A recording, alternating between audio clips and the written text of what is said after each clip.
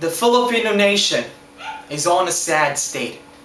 Its institutions continue to crumble and degrade as tendrils of corruption extend far beyond every strata of the government and into every aspect of society. Coupled by the stark economic reality posited by the World Bank that the country's public sector is constrained by serious fiscal pressures, a weighted debt service, and the high cost of input that will give a hard press in keeping public investments growing on a GDP growth rate. With these facts, 2010 and beyond is truly a time of awakening for the Filipinos to build a future.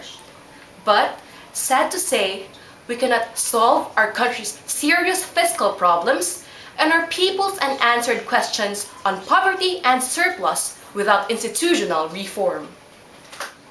In the Global Economic Report for 2009 and 2010, it listed corruption rated at 24.4%, inefficient government bureaucracy at 20.6%, inadequate supply for infrastructure at 15%, policy instability at 12.6%, and access to financing at 5.2% as the most problematic factors in doing business in the Philippines. Indeed, graft and corruption has become widespread, that extends across every fabric of the society, that accounts for leaks in government spending and inefficiency. For many years, revenue collection has been exasperated by corruption that led to the rising of taxes to cover myriad inefficiencies.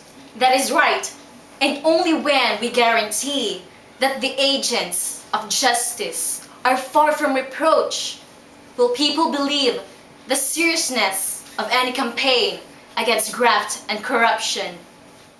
And lead to reduced inefficiency in revenue collection and spending that will improve our capacity to generate revenue, to pay for the nation's large debt, and to finance future programs.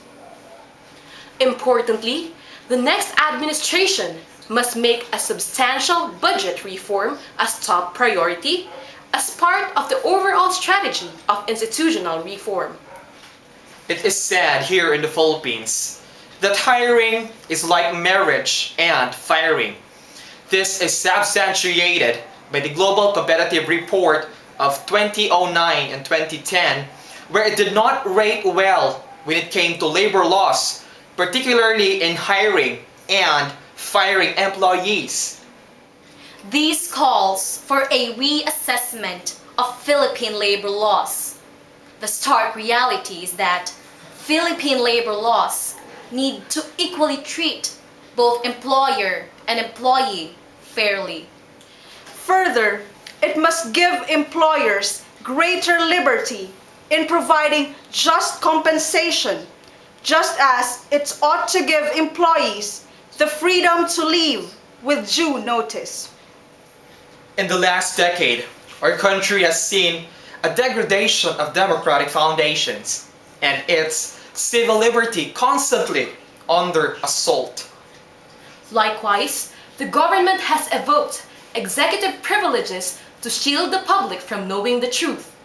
It is an imperative to reverse this course. Essential information about government officials and government transactions must be transparent. Making information free is a first and important step to creating a true government transparency.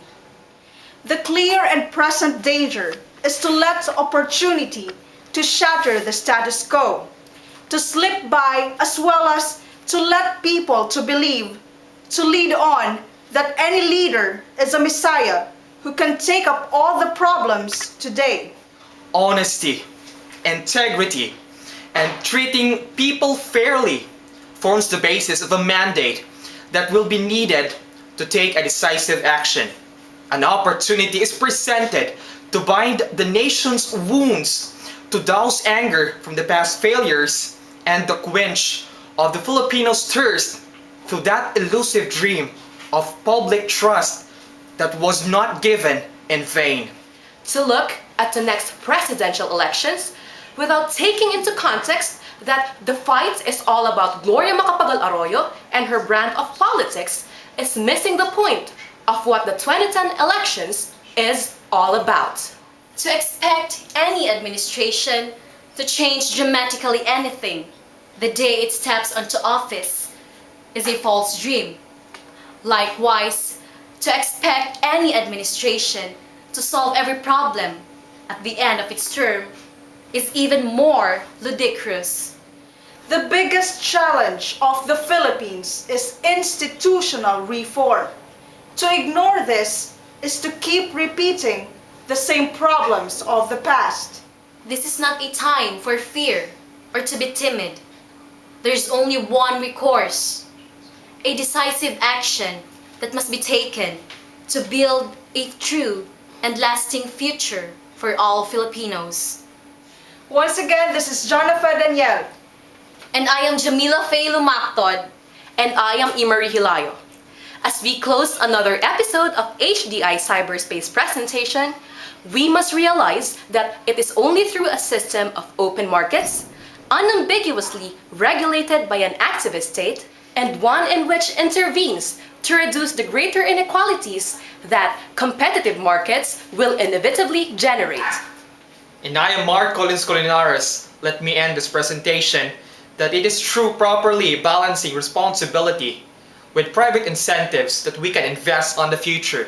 And it is through institutional reform of building infrastructure, of meeting new energy challenges, of engaging healthcare, and rethinking creatively education that becomes the nation's call to arms for tomorrow.